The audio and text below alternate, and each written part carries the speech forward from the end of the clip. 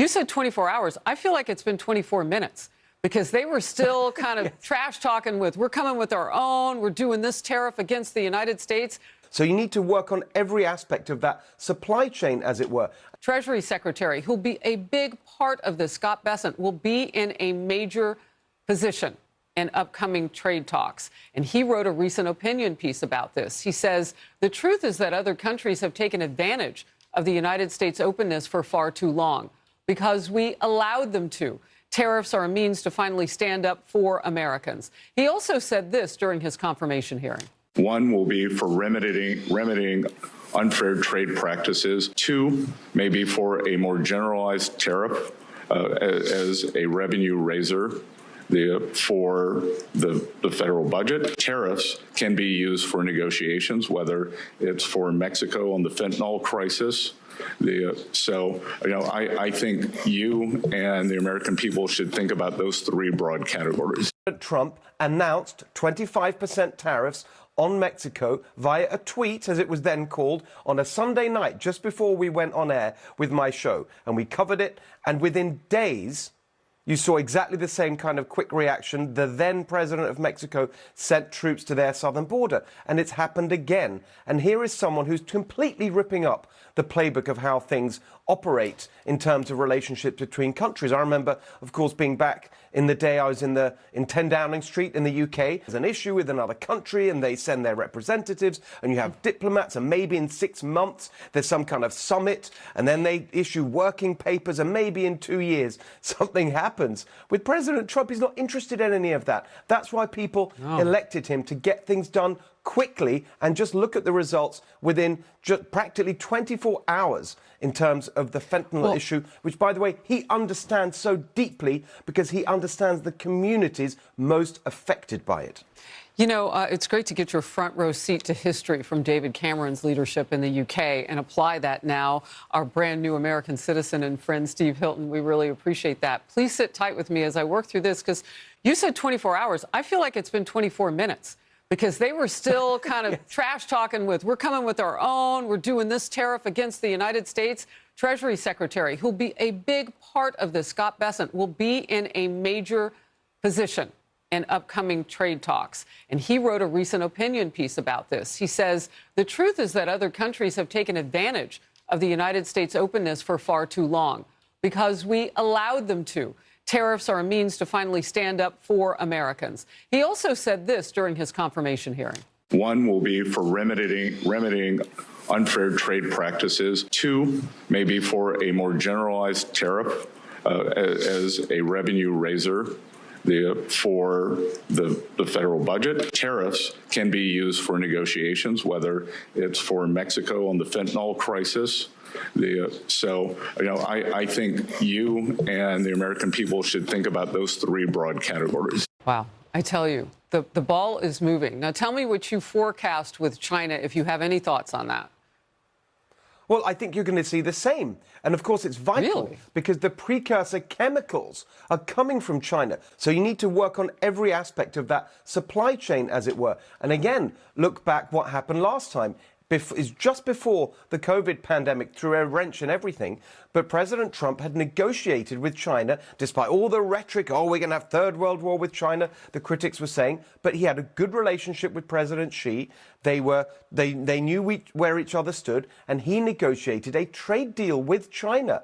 It was many people don't remember because days later we were right in the thick of the pandemic. So I'm very confident that these two can do business with each other, and President Trump will convey to the Chinese regime that you can't keep getting away with this, and we are serious. And already, by the way, they've closed a technical loophole that has enabled for decades now the import of cheap products from China, avoiding duties and taxes. They've already done that. No one even noticed. So this new administration is deadly serious about all of this. Well, look, there's one more ground that they can hit with China, and you alluded to it a little bit with the talk about the COVID pandemic, and that is that most of the materials to make some of our medicines, particularly for diabetics and all sorts across the spectrum, some of the most expensive medicines to make and for Americans to buy, they're made in China.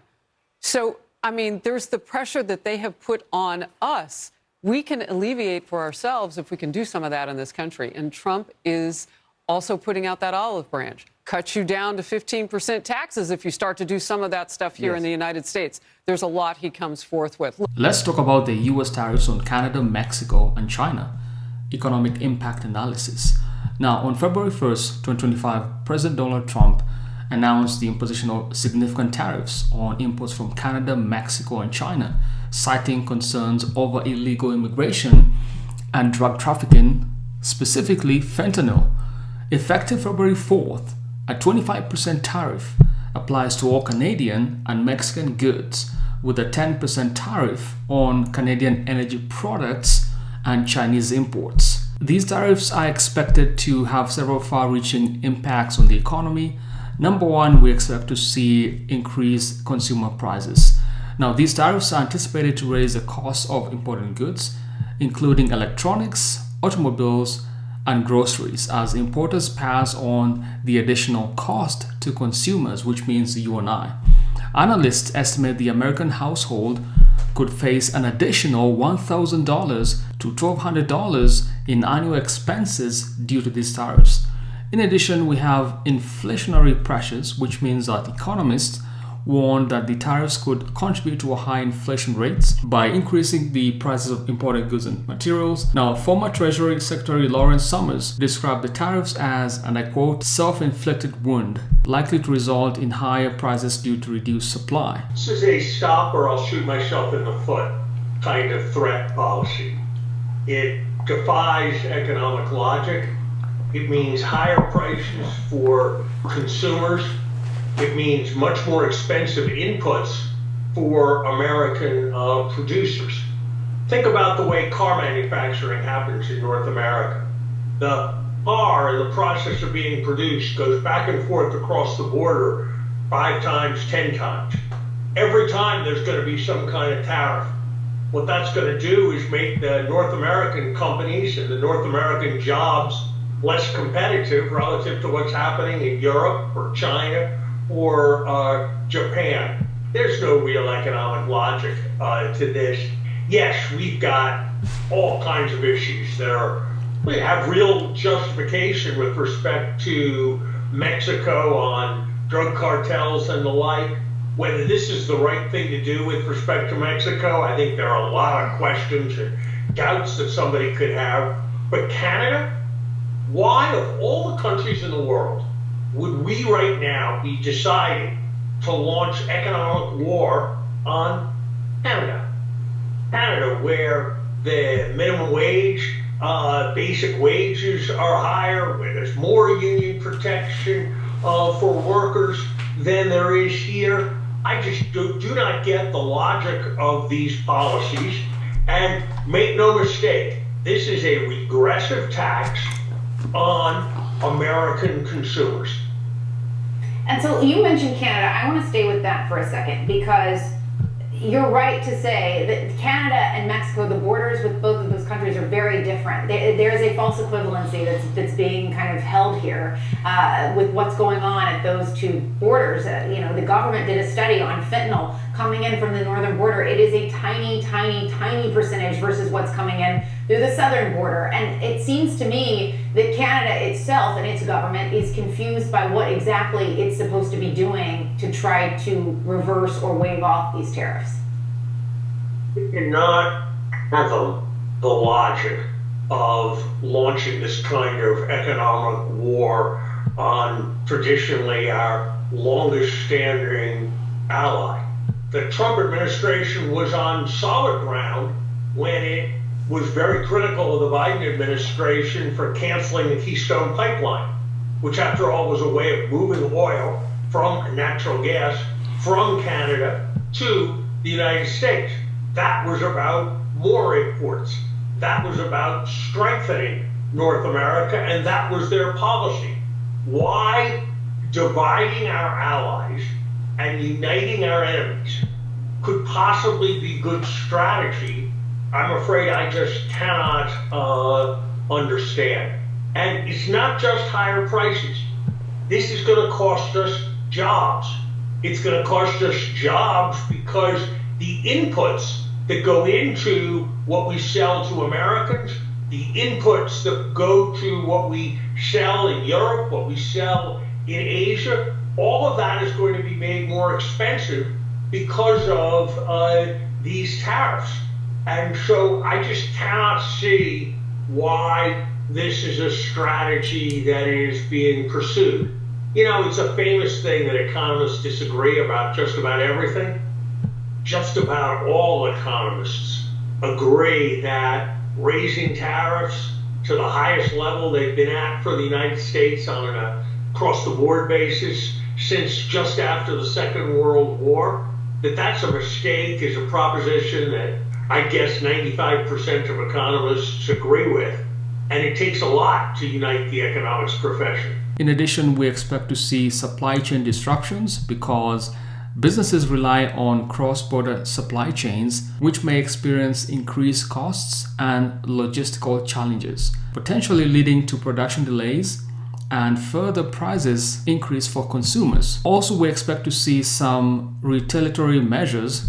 In response to these US tariffs, Canada and Mexico have announced plans to introduce retaliatory tariffs on American goods, which means these will harm US exporters and escalate already high tensions. The other impact we expect to see is impact on workers. The tariffs may have mixed effects on American workers. Number one, manufacturing sector will see some increased costs and strained relations, which may outweigh any tariff benefits. This means that many economists and business leaders caution that the potential for increased consumer goods and costs will lead to more inflation and strained international relations, which could outweigh the intended benefits. We also expect to see some changes in the agricultural sector. Farmers could be adversely affected by these tariffs from Canada and Mexico, leading to decreased demands for US agricultural products and potential job losses in farming communities. Also, we have some service sector effects, which means we expect to see increased costs for goods, which may reduce consumer spending on services, potentially leading to reduced hours or layoffs for workers in retail, hospitality, and other service industries. Broader impacts on prices of goods and services, specifically cars. Now, the tariffs are expected to lead to some noticeable differences or increases in various sectors, specifically in the car sector. With Mexico being a significant exporter of auto parts to the US, the 25% tariff could increase production costs for American car manufacturers, leading to higher vehicle prices for consumers. Economists expect to see some impact on prices of goods and services, specifically with the electronics, because, as you know, many electronics are imported from China, which will face a 10% tariff, which potentially makes items like smartphones, laptops, TVs more expensive for American consumers. We mentioned groceries. Now, a significant portion of fresh produce in the US is imported from Mexico. Now, the 25% tariffs could lead to higher prices for fruits and vegetables, impacting many households' grocery bills. Other impacts on prices of goods and services, we've mentioned this, groceries and energy, right? A significant portion of fresh produce in the US comes from Mexico, which means the 25% tariff will be passed on to consumers like you and I. Energy costs. Although Canadian energy produces a lower 10% tariff, regions in the US which rely heavily on Canadian oil and natural gas may experience increased energy costs, affecting heating and transportation expenses as well. Now, because of these tariffs, which are going to effect this morning, we see that the stock market today is not looking good. The Dow Jones, S&P 500 and Nasdaq futures plummet after Trump hits Canada, Mexico and China with tariffs. You see on the right hand side, we have S&P futures down 2%. Dow futures is down 1.56%, almost 700 points.